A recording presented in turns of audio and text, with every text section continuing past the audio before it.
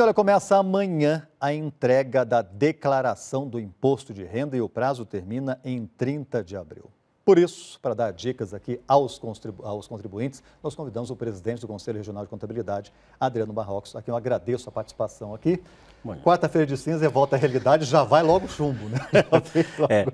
Tratar de imposto de renda em quarta de cinza é muita maldade, mas vamos lá. Né? Mas é melhor saber do que ficar em... Bom, é o primeiro assunto técnico do ano, que o ano começa agora, então vamos lá. Né? Fazer o quê, né?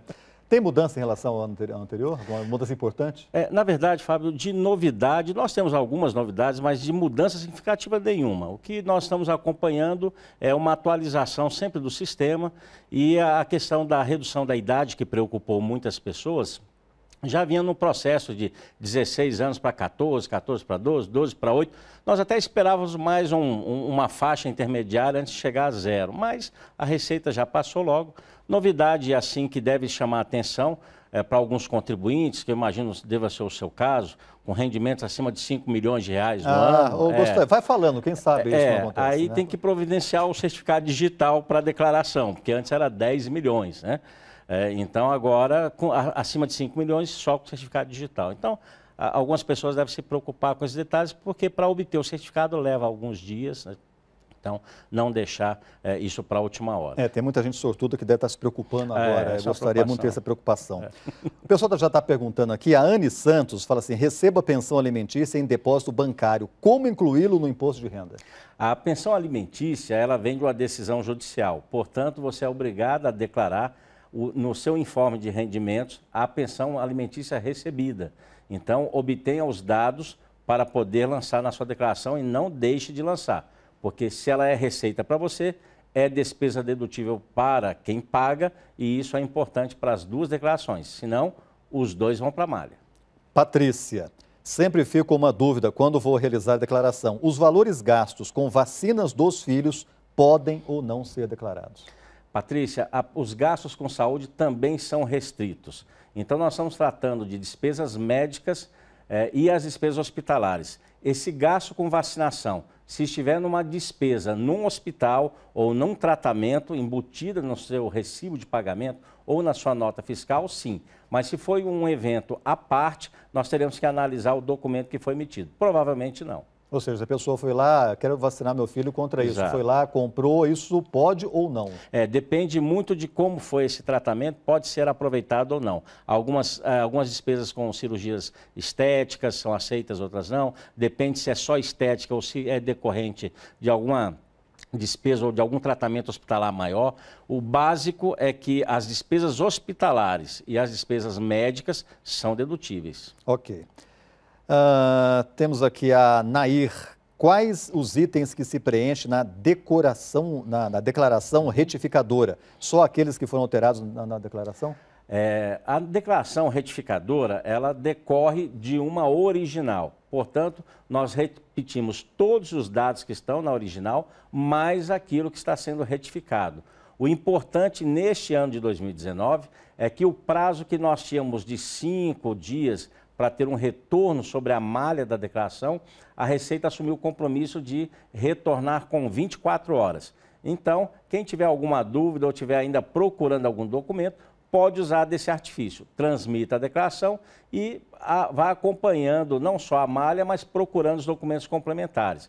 O importante é até o dia 30, e a gente sempre recomenda uma semana antes, esteja tudo pronto para a transmissão oficial. Muito bem, olha, o pessoal acordou cedo, você está achando, tá vendo? O pessoal acordou cedo querendo saber, preocupado com isso já. Mariana, vou declarar 2 fontes pagadoras este ano. Aqui, ó. Isso. E em uma delas estou sem o comprovante de rendimento. Dessa forma, gostaria de saber se posso lançar o valor bruto do contra-cheque dos meses que trabalhei. Mariana, não faça isso. As empresas estão enviando o informe de rendimentos agora. Então, entre em contato com a empresa e solicite o informe de rendimentos. O importante é porque nós encaminhamos, enquanto empregador, uma declaração para a Receita Federal chamada DIRF. Então, nós já informamos o que você vai informar na sua declaração. Então, para evitar a malha, aguarde, entre em contato, peça o informe e já preencha de forma definitiva. Muito bem, o Anailton, tenho 2 rendimentos tributáveis, um como isento por ter mais de 65 anos e o outro terá que ser nos tributáveis? Na verdade, nós vamos obter, no informe de rendimentos, essa confirmação. Lá nós temos uma parte que é isenta e não tributável. Então, será preenchida na página correta. Em outra pasta, o que for tributável. O importante é você não deixar de declarar. Então, busque ou no seu empregador e aqueles que já são aposentados no site da Previdência Social, o informe de rendimentos. Da forma que estiver lançado lá, será lançado na sua declaração. Sérgio Pinheiro quer saber do Adriano, posso declarar o pagamento do plano de saúde de meu filho que não é mais meu dependente? Se sim, declaro o pagamento do plano como dependente? O vínculo de dependência deve ser observado para o lançamento dessas despesas. Você só pode lançar como despesa dedutível aquela dos seus dependentes lançados no quadro de dependentes. Então, se ele não está no quadro de dependentes, você não pode lançar a despesa.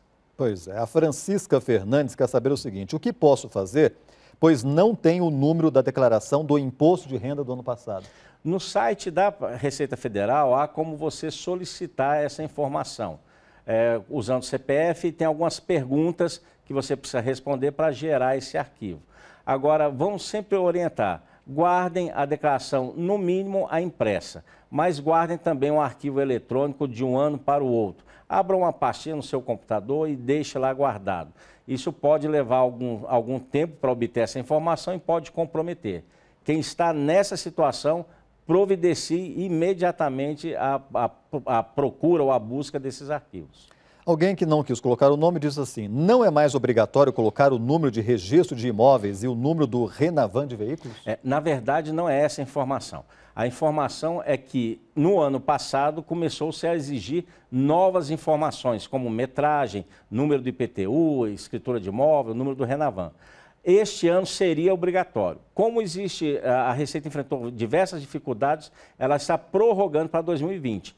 Mas estamos orientando, quem tem o documento já preencha, porque como você vai ficar com o arquivo de 2019 para recuperar em 2020 e não precisar preencher todo o formulário, quem já tiver a documentação, preencha corretamente, porque não será lançada nenhum erro impeditivo da transmissão, apenas um aviso. Mas quem tiver o documento já lance, ganhamos tempo. Quem é profissional liberal, por exemplo, e dá aquela notinha na hora que for fazer a declaração, tem que colocar sempre o CPF. Isso é um problema, né? Porque você tem que fazer uma relação inteira com o CPF de cada um que você prestou serviço. Mas quem é autônomo já deve estar controlando essa situação, porque ele precisa fazer o livro caixa dele todo mês.